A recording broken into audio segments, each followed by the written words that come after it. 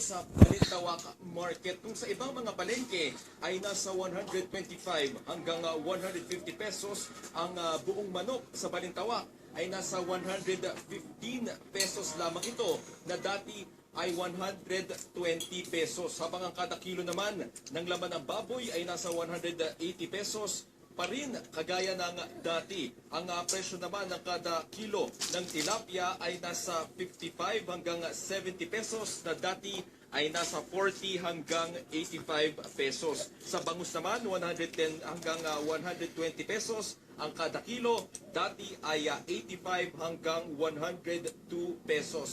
Sa gulay, 80 pesos ang kada kilo ng bawang, pareho ng dati, 40 pesos. Sa sibuyas, dati ay 35. Dating 32 pesos ang kamatis, ngayon ay 60 pesos na kada kilo. 50 naman kada kilo ng patatas na masarap sa nilaga o kaya sa kaldereta na dati ay 30 pesos, habang 40 pesos sa repolyo na sangkap na chop suey. Ito ay dating nasa 30 pesos kada kilo. Hot Ang chili. dating 31 and 50 cents na kada kilo Nice. ng carrots na masarap na sangkap sa menundo ay nasa 40 Nom nom. pesos ngayon. Samantala, Anthony, plano ng DTI at DA na patawan ng suggested retail price o SRP ang manok kapag hindi bumaba ang presyo nito sa merkado. Sa ibang palengke kasi nasa 150 pesos ang presyo ng dressed chicken, pero ayon sa DTI, ang presyo dapat ng manok at baboy ay dapat nasa 125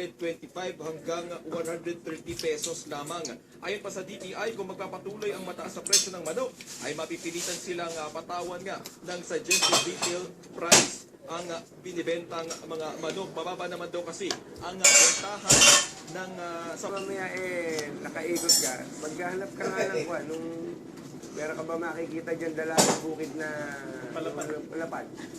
Dalagang bukid na lapad, kasi yung dalagang bukid na pabilog, ikaw pang mahirap yun eh. Ay yung pang mayaman ako mo, yung lapad, palapad ang mo. Tanong mo lang kung magkano.